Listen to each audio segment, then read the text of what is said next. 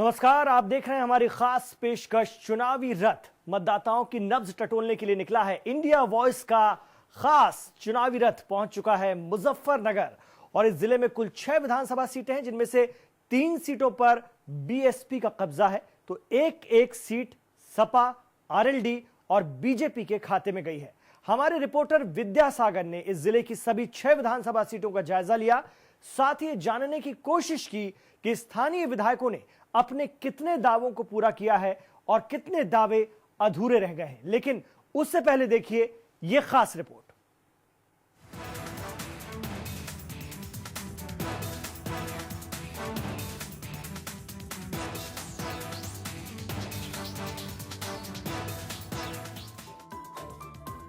विधानसभा चुनाव की तमाम छोटी बड़ी खबरों को आप तक पहुंचाने के साथ साथ मतदाताओं की नब्ज टटोलने के लिए निकला इंडिया वॉइस का ये खास चुनावी रथ पहुंच चुका है पश्चिमी उत्तर प्रदेश के मुजफ्फरनगर। इस जिले में बुढ़ाना, पुरकाजी, चरवाथल, मीरापुर, खतौली और मुजफ्फरनगर मिलाकर कुल 6 विधानसभा सीटें हैं, जिनमें से 2012 के विधानसभा चुनाव में 3 सीटों पर बहुजन समाज पार्टी के उम्मीदवारों ने जीत दर्ज की, तो वहीं 2 सीटों पर समाजवादी पार्टी ने अपना कब्जा जमाया, जबकि 1 सीट आरएलडी के खाते में गई। लेकिन मुजफ्फरनगर सदर विधानसभा सीट पर हुए उपचुनाव में ये सीट बीजेपी के खाते में चली गई। सबसे पहले बात करते हैं मुजफ्फरनगर सदर विधानसभा की। 2012 के विधानसभा चुनाव में इस सीट से समाजवादी पार्टी के उम्मीदवार चितरंजन स्वरूप विधायक चुने गए, जबकि बीजेपी उम्मीदवार अशोक कंसल को हार का मुंह देखना पड़ा। 2016 में चितरंजन स्वरूप के निधन के बाद उपचुनाव हुए, तो इस सीट से बीजेपी नेता कपिल देव अग्रवाल विधायक चुने गए। उन्होंने समाजवादी पार्टी के उम्मीदवार गौरव स्वरूप को हराकर जीत दर्ज की। सदर विधानसभा के बाद बात करते हैं पुरकाजी सुरक्षित विधानसभा सीट की।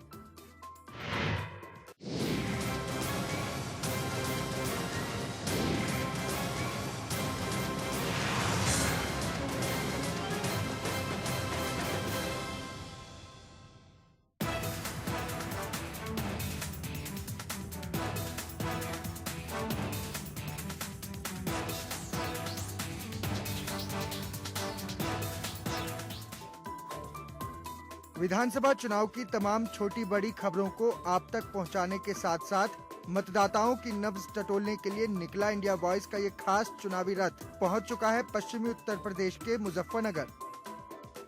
इस जिले में बुढ़ाना, पुरकाजी, चरवाथल, मीरापुर, खतौली और मुजफ्फरनगर मिलाकर कुल 6 विधानसभा सीटें हैं, जिनमें से 2012 के विधानसभा चुनाव में 3 सीटों पर बहुजन समाज पार्टी के उम्मीदवारों ने जीत दर्ज की, तो वहीं 2 सीटों पर समाजवादी पार्टी ने अपना कब्जा जमाया, जबकि 1 सीट आरएलडी के खाते में गई।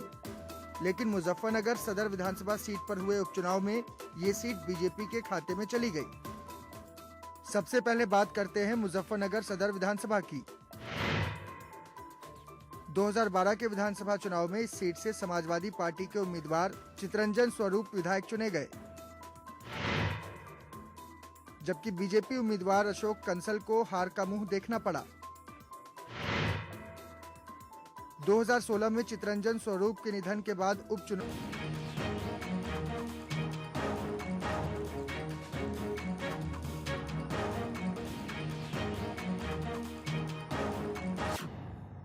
नमस्कार, स्वागत है आप सभी का इंडिया वॉइस का खास कार्यक्रम चुनावी रथ में। आज हम चुनावी रथ लेकर आए हैं मुजफ्फरनगर और मैं हूं आपके साथ विद्यासागर। जी हां, ये जो शिव मंदिर है, आज हम इस कार्यक्रम की शुरुआत यहां से इसलिए कर रहे हैं कि ये शिव मंदिर बहुत ही ऐतिहासिक है। जब भी देश भर से कांवड़िया सावन के महीना में यहां से गुजरते हैं तो पहले यहां परिक्रमा करते हैं, उसके बाद ही यहां से आगे बढ़ते हैं हरिद्वार या फिर अन्य मंदिरों में जल चढ़ाने के लिए। तो आज चुनावी रथ का जो सफर है वो यहीं से शुरू हो रहा है। हम गांव के तरफ भी चलेंगे, लोगों का मिजाज जानेंगे चुनाव को लेकर कि 2017 विधानसभा चुनाव को लेकर उनके मन में क्या कुछ बातें चल रही है या फिर क्या मिजाज है, क्या माहौल बन रहा है। लेकिन शिव भक्त जो यहाँ पर दर्शन करने के लिए कुछ लोग आए थे, उनसे भी हम जरा जान लेते हैं। भाई साहब, क्या नाम है आपका? अरुण ग्रोवर। चुनाव करीब है, क्या माहौल बन रहा है? बीजेपी का। क्यों? बीजेपी अच्छा काम कर रही है। ठीक है, थोड़ा काम नोटबंदी की वजह से वैसा हुआ है, लेकिन बहुत अच्छा है। समाजवादी ने काम नहीं किया है? समाजवादी ने किया, लेकिन इतना समाजवादी नहीं जितना बीजेपी कर रही है। केंद्र से भी काफी अच्छा काम हो रहा है। जी भाई साहब, क्या क्या माहौल बन रहा है, क्या मिजाज है? मैं भाई साहब की बात का समर्थन करता हूँ। माहौल अच्छा है जी, भाजपा की तैयारी पूरी चल रही है। नरेंद्र मोदी जी जिताना है आपकी बार। माहौल अच्छा है जी, भाजपा की तरफ ही है, मोदी की तरफ ही है सब। क्यों समाजवादी नहीं, गुंडागर्दी है जिस राज्य में तो। और भी सज्जन हमारे साथ हैं जो यहाँ पर भगवान शिव के दर्शन के लिए आए थे, उनसे भी हम जानेंगे, क्योंकि ये चुनावी रथ है और हम लोगों की मिजाज जानने के लिए बाहर निकले हैं। मुजफ्फरनगर में मैं इस वक्त खड़ा हूँ। 2013 में मुजफ्फरनगर, जो कि सबकी निगाहें में बसी हुई थी, यहाँ की पल पल की खबरों को लेकर हर किसी के मन में कौतूहल होता था कि आखिर क्या हुआ। वही मुजफ्फरनगर अब बहुत ही चहल पहल नजर आ रहा है। यहाँ पर सब कोई बहुत ही आपसी भाईचारगी के साथ हैं, लेकिन अब वक्त आ गया है चुनाव को लेकर। जो राजनीतिकरण उस समय हुआ था, वही राजनीति को लेकर अब लोगों के मन में वो कुरेद रहा है कि आखिरकार किसे जिताया जाए या फिर किसे वोट दिया जाए। तो वही हम मिजाज जानने के लिए आए हैं। जी, चुनाव करीब है, क्या माहौल बन रहा है? बहुत अच्छा माहौल है। अच्छी सरकार बननी चाहिए जो प्रदेश को और शहर को अच्छा वातावरण दे सके। जी, इसके लिए बीजेपी सबसे अच्छी है। लेकिन 2013 में तो सब यही कह रहे थे कि सांप्रदायिकता के रंग में बीजेपी लगी हुई थी यहाँ पर। नहीं, ऐसी कोई बात नहीं है। सबसे अच्छी सरकार बीजेपी ही है और बीजेपी को ही वोट देना। लेकिन विकास के लिए क्या क्या जरूरी है? सभी चीज, शहर की तरक्की होनी चाहिए, शहर के लिए अच्छा स्वच्छ वातावरण होना चाहिए। ठीक है, तो ये शहर के लोग हैं, शहर का मिजाज है, लेकिन हम गांव के रुख भी करेंगे और वहाँ के किसानों का हाल जानेंगे कि आखिरकार गांव के जो किसान हैं वो क्या सोचते हैं, उनके जहन में क्या कुछ चल रहा है विधानसभा चुनाव 2017 को लेकर। तो आइए अब रुख करते हैं गांव की ओर। अब हम शहर से गांव की तरफ पहुंचे हैं और गांव में भी खेतों की पगडंडियों पर, जहां पर हैं भारतीय किसान यूनियन के अध्यक्ष श्री नरेश टिकैत जी और उनके साथ बहुत सारे किसान भी हैं। उनसे हम बातचीत करेंगे कि फिलहाल 2017 विधानसभा चुनाव को लेकर यहाँ पर क्या माहौल है, यहाँ लोगों के जहन में क्या कुछ बातें हैं या फिर ये लोग क्या चाहते हैं। नरेश टिकैत जी, इंडिया वॉइस में आपका बहुत बहुत स्वागत है। विधानसभा चुनाव है और सभी जगह जो उत्साह है वो अब चरम पर है, दिखने लगा है। प्रत्याशी भी आने जाने लगे होंगे, क्या माहौल है इधर? माहौल तो अभी तो किसी ने कुछ सुलह मशवरा भी नहीं करा।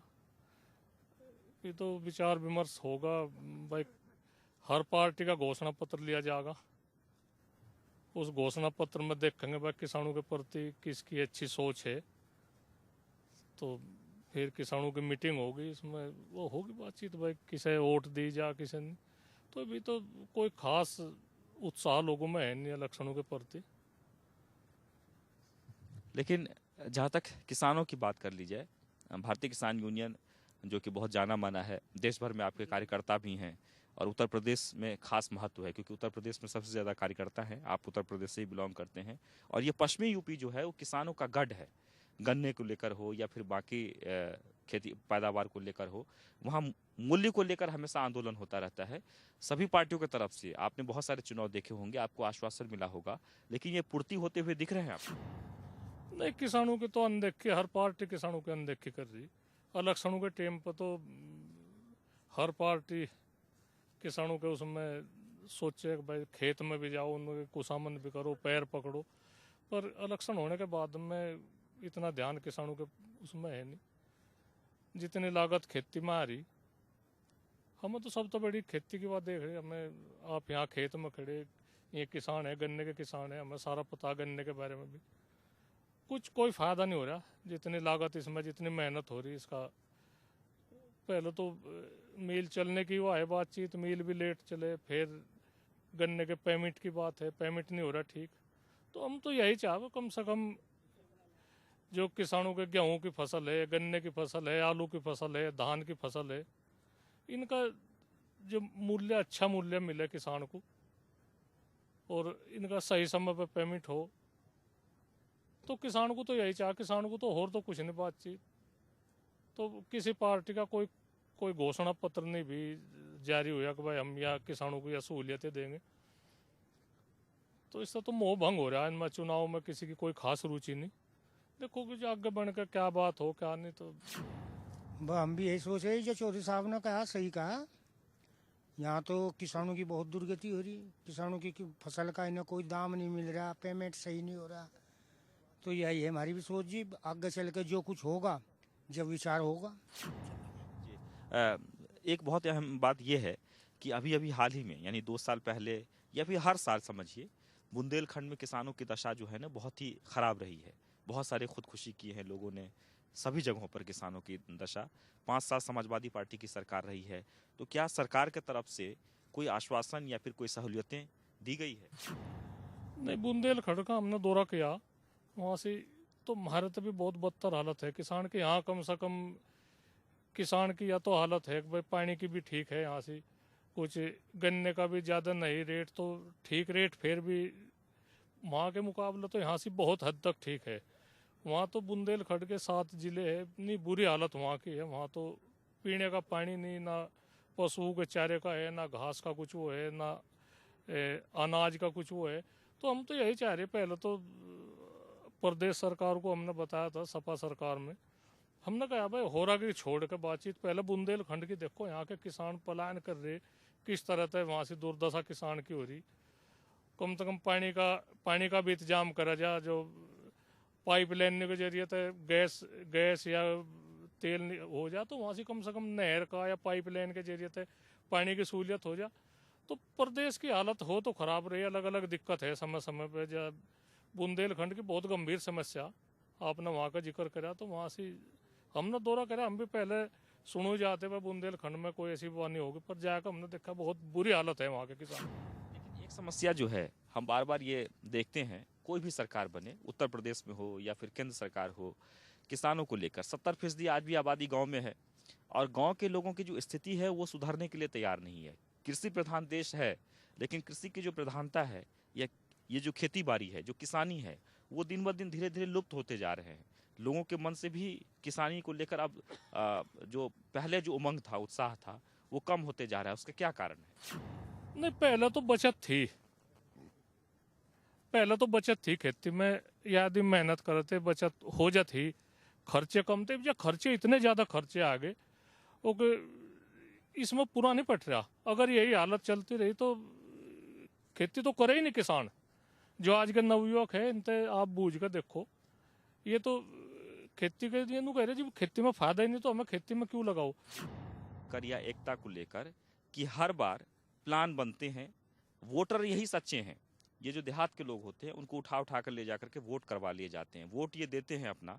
शहरी लोग बहुत कम वोट करते हैं, जो पढ़े लिखे वर्ग लोग होते हैं वो वोट ज़्यादा नहीं करते हैं, लेकिन ग्रामीण लोग कोई छूटते नहीं, वो लड़ भी लेते हैं वोट करने के लिए। लेकिन सरकार बनने के बाद इन्हें भूल जाते हैं लोग। नहीं, यह तो बात है, यह तो बिल्कुल बात है, इन्हें तो भूल जा। पर इसमें ये तो उनकी राजनीति की सोच है, जो राजनीति कर रहे हैं, उन्हें भोले भाले किसानों को इस तरह तक बहकावे में न करे। हम चाहते हैं, विधानसभा चुनाव करीब है और लोग तैयारी में जुटे हुए हैं। राजनेता जो हैं वो अपने अपने टिकट पाकर फिर इन्हीं लोगों के पैर पकड़ने के लिए यहाँ पर पहुँचेंगे, सबको रिझाने की कोशिश करेंगे, लेकिन इनकी समस्याओं का समाधान कोई नहीं करते, और ये बहुत दुखद है। तमाम नीतियाँ बनती हैं, लेकिन ये नीतियाँ वहाँ तक नहीं पहुँच पाती। ये जो लाभ है वो उन तक नहीं पहुँच पाते जो वाकई में इसके हकदार है। मैं अब यहाँ से आगे रुख करता हूँ और जानते हैं कि वहाँ के लोगों का क्या मिजाज है विधानसभा चुनाव को लेकर।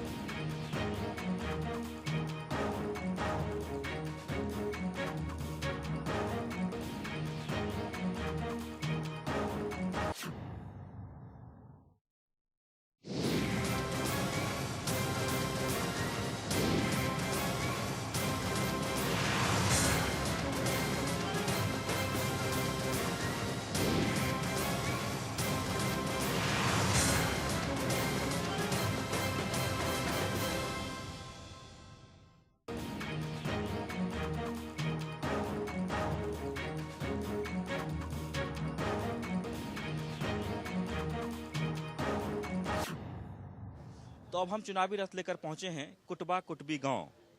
इस गांव से ही केंद्र में मंत्री हैं संजीव बलियान, और इसलिए यहाँ की जनता की राय बहुत ज़रूरी है कि आखिरकार 2017 विधानसभा चुनाव को लेकर यहाँ क्या माहौल है, यहाँ की जनता क्या सोचती है। तो आइए, हमारे साथ बहुत सारे लोग हैं यहाँ पर इस गाँव में जो इकट्ठा हुए हैं और ये बताने के लिए कि यहाँ का क्या माहौल है। जी दादा, क्या माहौल है यहाँ? हाँ जी, विधानसभा चुनाव का क्या माहौल है यहाँ? यहाँ बीजेपी की लहर है, बीजेपी के पक्ष में चल रहे हैं यहाँ सब। क्यों? समाजवादी की सरकार ने काम नहीं किया? नहीं किया, गन्ने का भुगतान नहीं किया इन लोगों ने, और सब लोग परेशान हैं उनकी उससे। ना कोई यहाँ पर गति हुई, ना सड़क है, ना कोई रास्ता है, इसलिए बीजेपी को सपोर्ट कर रहे हैं। आप बताइए। अच्छा, विकास के लिए बढ़िया काम होना चाहिए, विकास के लिए कार्य होना चाहिए, बहु बेटियों की इज्जत हो इस समाज में, ऐसी हमें सरकार चाहिए। और यहाँ भाई संजीव बालियान जो हैं वो बहुत अच्छा कार्य कर रहे इस समाज में, हमें हमारे में सुरक्षा के लिए भी और समाज के लिए भी, और जो गन्ना क्षेत्र है उसके लिए भी उन्होंने बहुत कार्य किया है, इसलिए हम चाहते हैं कि यहाँ बीजेपी की सरकार हो। बिल्कुल, और भी बहुत सारे लोग हमारे साथ बैठे हैं इस गांव के, और हम सबसे जानना चाहेंगे कि आखिरकार चुनावी का जो माहौल है उसमें लोग क्या सोच रहे हैं, या फिर इधर किसका माहौल है, या फिर कौन सी पार्टी को ये लोग सपोर्ट करना चाहते हैं। खैर, सपोर्ट तो ये अपने मन से करेंगे, लेकिन इधर का क्या माहौल है, यहाँ पर कितना विकास हुआ है, यहाँ पर कोई काम हुआ? नहीं जी, यहाँ कुछ नहीं है जी। विकास तो यार जी संजीव बालियान ने करवा, जो कुछ करवा जी, और किसी ने नहीं करवा जी, यहाँ सब वो नहीं करवा जी। जी, दुलेरा। अच्छा, वहाँ पर क्या माहौल है? ये इसका है जी, बीजेपी का सब। तो आपने देखा कि सभी लोग जो यहाँ पर उपस्थित हैं उनके जहन में यही है कि जो विकास करेगा या फिर जो सुशासन देगा, हम लोग वोट उसी को करेंगे। और यहाँ पर अभी फिलहाल गांव के जो लोग यहाँ पर इकट्ठा हुए हैं उनके मन में यही है कि यहाँ के केंद्रीय मंत्री संजीव बालियान हैं, और संजीव बालियान ने यहाँ पर बहुत सारे कार्य किए हैं, बहुत सारे विकास किए हैं। आप क्या जी? यहाँ तो पेमेंट भी नहीं हुआ, कई साल तो पेमेंट भी नहीं हुआ, इब का हुआ पेमेंट, इब सही हो लग रहा पेमेंट, जिब तक संजीव आ जिब तक पेमेंट हुआ, हमने दिया ही नहीं ना। मुलायम ने तो महा बेकार है, मुलायम ने दिया नहीं, कुछ नहीं दिया, बस जिब तक नहीं आ। तो क्या चाहते हैं आप लोग, किस है जी? अपेक्षाएं हैं? सरकार इसकी आओ जी, मोदी की, लेकिन सरकार ठीक रहेगा। मोदी की सरकार सबसे बढ़िया है लोग, और तो ये खराब है। जी, कुछ युवा भी हमारे साथ हैं, हम उनसे भी जानना चाहेंगे। आप लोग क्या? देखिए, संजीव बालियान ने क्या किया है सब जानते हैं, ये तो यहाँ से का, क्योंकि पहले वे कृषि मंत्री बनाए गए थे, उसके बाद उनका प्रमोशन की जगह डिमोशन किया गया। सब जानते हैं उन्होंने क्षेत्र के लिए क्या किया है। उन्होंने तो यहाँ तक किया है कि जाट होने से मना किया है कि मैं जाट नहीं हूँ, मैं एक सांसद हूँ जी। कोई विकास क्या सांसद की कोई अलग जाति होती है? क्यों जी? वे जाट होने के बावजूद भी वे कह रहे हैं कि मैं जाट नहीं हूँ, और विकास सब जानते हैं कि कहाँ विकास हुआ है यहाँ। तो यहाँ पर जो मौजूदा सरकार है उन्होंने काम किया है? नहीं, उन्होंने भी काम नहीं किया यहाँ, ठीक है जी। दोनों की भूमिका ऐसी रही है यहाँ चुनाव से पहले भी कि यहाँ दंगे दोनों पार्टियों ने कराए, बीजेपी ने भी और समाजवादी पार्टी ने भी। तो हम तो ऐसी सरकार चाहेंगे कि जो यहाँ विकास कर सके जी, और जाटों का उत्थान कर सके यहाँ पे जी। तो हमें तो ऐसी सरकार को चाहेंगे यहाँ जी। यहाँ पर तो बच्चे हैं ये, और बस हम इनके मन की बात जानना चाह रहे थे। ये गांव में कितना विकास हुआ है, क्या काम हुआ है, वो तो खैर अब आने वाले वक्त में ही बताएगा, जब जनता यहाँ का डिसाइड करेगी, जनता जब वोट करेगी। लेकिन माहौल जो है अब धीरे धीरे बनते जा रहा है, उत्साह भी लोगों में अब धीरे धीरे दिखने को लगा है, और जो अपने अपने अलग अलग जो दल के लोग हैं वो अपने अपने दल को लेकर अब यहाँ पर मुस्तैदी से मुखालफत भी करना शुरू कर दिए हैं और अपनी अच्छाई भी गिनाना शुरू कर दिए हैं। चलिए अब हम यहाँ से आगे बढ़ते हैं और चलते हैं शहर की ओर। और अब हम पहुँचे हैं कुटबा गाँव। कुटबा गाँव, यहाँ हम जानते हैं कि विधानसभा चुनाव को लेकर क्या माहौल है, यहाँ की जनता क्या सोचती है। अभी हम हाल ही में यानी कुछ दूरी पर ही कुटबी गांव में थे, जहां पर संजीव बालियान का गांव है। वहां पर भी लोगों से बातचीत हमने की, वहां का माहौल हमने जाना। अब हम कुटबा पहुंचे हैं। जी, यहाँ को क्या माहौल है, आप अपना नाम बताइए। और मैं विपिन सिंह बालियान, राष्ट्रीय अध्यक्ष, राष्ट्रीय जाट संरक्षण समिति। चुनाव को लेकर क्या माहौल है? इस समय जाट बिरादरी के अंदर कहीं ना कहीं हरियाणा में जो हुए जाटों के साथ में, उसका बदला लेने के लिए बीजेपी को सबक सिखाने का काम जाट लोग करेंगे। उसके लिए पूरा जाट समाज एक होकर काम कर रहा है। तो यहाँ आपने देखा कि दादी के मन में मोदी के लिए एक आस्था है और वो कह रही हैं कि मोदी को ही वो सपोर्ट करेंगे। लेकिन चलिए, वो तो वोटर हैं, गांव में ही असली वोटर होते हैं, और उस वोटर के तहत हम आपको बता दें कि ये लोग वो वोटर हैं जो सीधे जाके वहां पर वोट करते हैं, ठप्पा लगाते हैं, जो मन में सोचते हैं वही करते हैं। हम कोशिश कर रहे हैं सबके मन का विचार जानने के लिए, और हम अब बढ़ते हैं अगले पड़ाव पर। और अब हम मुजफ्फरनगर के पलड़ा गांव पहुंचे हैं। ये वो गांव है जो दंगा पीड़ित गांव रहा है, और यहाँ पर जनता से हम राय लेंगे। लेकिन इस गांव में प्रवेश से पहले देखिए, यहाँ पर एक स्लोगन दिया हुआ है, लिखा हुआ है, गांव-गांव से आई आवाज़, हिंसा रोके हम और आप। यानी कुल मिलाकर हम आपको बता दें कि यहाँ के जो लोग हैं ये भी ये चाहते हैं कि इस तरह की हिंसा यहाँ ना हो, या फिर कोई दंगा ना हो, यहाँ पर सब लोग आपसी सौहार्द के साथ रहें। लेकिन चुनावी मौसम है, चुनावी मौसम में यहाँ का क्या हाल है वो हम जानेंगे यहाँ के लोगों की जुबान। तो जहाँ मैं खड़ा हूँ ये वो गांव है जो 2013 में अस्तित्व में आया है। दरअसल हिंसा पीड़ित गांव, शरणार्थी जो यहाँ पर आए थे, पहले यहाँ वीरान था, लेकिन शरणार्थियों को यहाँ पर शरण दिया गया था, कैंप लगाया गया था, और उसके बाद ये लोग यहाँ से फिर निकले नहीं, यहाँ के होके रह गए। यहाँ एक बस्तियाँ बन गई, जैसे कि हम विजुअल के माध्यम से आपको दिखाएंगे कि किस तरह से यहाँ पर बस्तियाँ बनी हुई है। ये अस्तित्व 2013 में ही आया इस गाँव का। यहाँ के जो ग्रामीण हैं, 450 वोटर हैं यहाँ पर। हम ग्रामीणों से बात करेंगे और हम इनसे जानना चाहेंगे कि विधानसभा चुनाव को लेकर इनके मन में, मिजाज में क्या कुछ बातें हैं, या फिर ये किन्हें सपोर्ट करना चाहते हैं। लेकिन इससे पहले, जैसे कि स्लोगन हम शुरू में भी आपको दिखा रहे थे, यानी कि गांव एंट्री करने से पहले भी वहां पर स्लोगन लिखा था, और इसी तरह का स्लोगन पूरे गांव में जगह जगह पर लिखा हुआ है। जैसे कि यहाँ पर भी लिखा है, आओ मिलकर करे प्रचार, हिंसा ना हो करे विचार। यानी हर किसी के मन में यही है कि हम लोग आपस में भाई भाई हैं, किसी प्रकार का कोई हिंसा ना हो। चलिए, अब हम यहाँ इस गांव के प्रधान भी हमारे साथ हैं, प्रधान से पहले बात करेंगे और उसके बाद बारी बारी से लोगों की राय जानेंगे कि उनके मन मस्तिष्क में क्या कुछ चल रहा है। तो प्रधान जी, विधानसभा चुनाव करीब है और तैयारियां भी शुरू हो गई है। क्या इस साइड की अगर बात कर ली जाए, 2013 के बाद जो माहौल यहाँ बना है, या राजनीतिकरण जो हुआ है, चाहे हिंसा को लेकर हो या सांप्रदायिकता को लेकर है, कैसा माहौल है? हमारे यहाँ इलाके में, क्षेत्र में 2013 में तो माहौल कुछ और था, जब दंगा हुआ था। उसके बाद में माहौल ठीक होता चला गया है। अब माहौल हमारे क्षेत्र का और हमारे जो इधर का जो पूरा है माहौल, ये है समाजवादी पार्टी और अखिलेश का जो है वोट देने के लिए सब मुसलमान और हिंदू मुसलमान सब एक मिलजुल करके यही कह रहा है कि जितना विकास अखिलेश ने किया है, इतना विकास और कोई नहीं कर सकता है। नया लड़का है, नई बात करता है, सबका विचार यही हो रहा है, सब मिलकर के है समाजवादी पार्टी को ही वोट दे रहे हैं। तो कुल मिलाकर आप ये देख सकते हैं कि लोगों के मन में किसी प्रकार की कोई वेदना नहीं है अब, और ना ही कोई कटुता है। सबके मन में बस यही है कि हम लोग मिलजुल कर रहें, एक साथ रहें। और एक बार हम फिर से आपको बता दें कि गांव बनाने में, बस्तियां बनाने में वर्षों लग जाते हैं, पूर्वज के पूर्वज चले जाते हैं, लेकिन ये बस्तियां जो आप देख पा रहे हैं वो बिल्कुल नई बस्ती है। 2013 में ही ये बस्ती अस्तित्व में आई है, और यहाँ पर जगह जगह पर स्लोगन लिखकर यही कहा जाता है, यही सीख दी जाती है कि आप लोग किसी प्रकार के हिंसा के शिकार ना हो।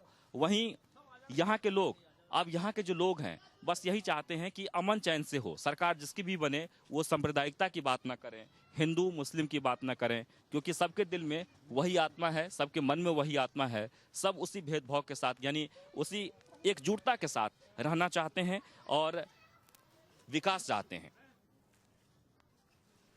अब यहाँ से हम आगे बढ़ते हैं और भी गांव का रुख करेंगे और शहर का रुख भी करेंगे। हालांकि शहर की कुछ लोगों से हमारी बातचीत हो चुकी है, लेकिन चुनावी रंग में किस तरह से वहाँ के लोग रंगे हुए हैं, आगे हम रुख करते हैं। और अब हम पहुँचे हैं कस्बा शाहपुर। यहाँ कुछ लोग बैठे हुए हैं, उनसे हम जानते हैं कि चुनावी रंग में वो किस तरह से रंगे हुए हैं, या फिर यहाँ माहौल क्या है। चाचा बताइए, विधानसभा चुनाव है, यहाँ पर किस तरह का माहौल बन रहा है? मैं हाजी शाहिद, जमीयत उलमा जिला मुजफ्फरनगर का जनरल सेक्रेटरी हूँ। यहाँ का तो मामला वही है, ख़ास तौर से मुसलमानों के अंदर तो ये मैसेज है कि जो दंगा फसाद कराने वाली पार्टी हैं उनको हराया जाए। इसलिए हम तो ख़ास तौर से जमीयत के आदमी किसी भी की पैरोकारी नहीं कर रहे हैं, लेकिन हम चाहेंगे ऐसे आदमी को कि जो हिंदू मुसलमानों को आपस में लड़ाकर कुर्सी पाना चाहते हैं, हम उनको जो है हार के कगार पर पहुँचाएँ। तो चलिए, अब अगला पड़ाव हम देखते हैं कि आगे लोग क्या सोच रहे हैं, उनके जहन में क्या कुछ बात है। हम रथ लेकर बढ़ते हैं आगे की ओर, और चुनावी रथ लेकर अब हम पहुंचे हैं शुक्रताल घाट। आप तस्वीरों में देख सकते हैं गंगा मैया जो कि हरिद्वार से आती हैं और यहाँ से सीधे चली जाती हैं कानपुर होते हुए इलाहाबाद, बनारस, यानी इलाहाबाद में माघ मेला लगा हुआ है। यही से वो जो जल जो जा रहा है, गंगा मैया जो बहती हैं, उस इलाहाबाद प्रयागवासी को यही गंगा जी दर्शन होते हैं या फिर इसी गंगा जी में स्नान करते हैं लोग। यानी ये गंगा स्थल है, बहुत ही तीर्थ स्थल है। यहाँ से कुछ ही दूरी पर जब हम आगे बढ़ेंगे तो वहाँ पर 6000 वर्ष पुराना बरगद का पेड़ है, जहाँ पर सुखदेव महाराज जी, व्यास जी के सुपुत्र सुखदेव महाराज जी ने राजा परीक्षित को, जो कलयुग का जब आरंभ हुआ था तो वहाँ पर गीता की कथा सुनाई थी। वो वृक्ष भी हम आपको दिखाएंगे। लेकिन गंगा के किनारे कुछ लोग हैं जो यहाँ पर बैठे हुए थे, उनसे हम जानेंगे चुनाव के बारे में। 2017 विधानसभा चुनाव को लेकर यहाँ पर किस तरह से माहौल है। काम जो अच्छा यूपी का विकास हो सके, विकास सारे काम तो हुए नहीं एक साथ, तो जो बाकी हैं वो काम हो जाए, भ्रष्टाचार खत्म हो जाए। मिलीजुली प्रतिक्रिया है और हम चाहेंगे कि पूरे मुजफ्फरनगर की जो जनता है, जहाँ जहाँ हम जाने की कोशिश किए हैं, जो प्रयास किए हैं, जो लोगों से बातचीत करने की हमने कोशिश की है, हम वही चाहते हैं कि आखिरकार इनका निचोड़ जो है वो निकल कर सामने आए। लेकिन अब हम यहाँ से आपको ले चलते हैं उस बरगद पेड़ के नीचे, जहाँ पर सुखदेव महाराज जी ने राजा परीक्षित जी को गीता की कथा सुनाई थी। जी हाँ, तो हम उस बट वृक्ष के नीचे बैठे हैं जहाँ 6000 साल पहले सुखदेव महाराज ने राजा परीक्षित जी को भागवत कथा सुनाई थी। और ये बहुत ही प्रसिद्ध है। यहाँ पर देश ही नहीं बल्कि दुनिया भर से लोग यहाँ पर आते हैं इस बट वृक्ष के दर्शन के लिए और यहाँ पर भागवत गीता की आनंद लेते हैं, कथा सुनते हैं, ताकि धर्म जिसकी रक्षा के लिए वेद व्यास जी ने उन्हें कहा था, सुखदेव जी महाराज को, कि दुनिया भर में भगवत कथा का ज्ञान लोगों को दें, उन्हें कथा सुनाएं। और ये वही वट वृक्ष है जहाँ हम बैठे हुए हैं। आज हम चुनावी रथ लेकर मुजफ्फरनगर जब पहुँचे तो सबसे पहले हमारा जहन इसी वट वृक्ष के नीचे गया कि वहाँ जाना बहुत ही आवश्यक है। और इसी के साथ चुनावी रथ का अगला सफर होगा हमारा सहारनपुर। लेकिन आप अपना ख्याल रखिए और इस वट वृक्ष के दर्शन के साथ हम आपको छोड़ जाते हैं। साथ ही हम अपने स्पॉन्सर लेमन को भी बहुत बहुत धन्यवाद देते हैं। साथ ही हम अपने सहयोगी कैमरामैन रुपेश का भी बहुत बहुत धन्यवाद देते हैं। नमस्कार।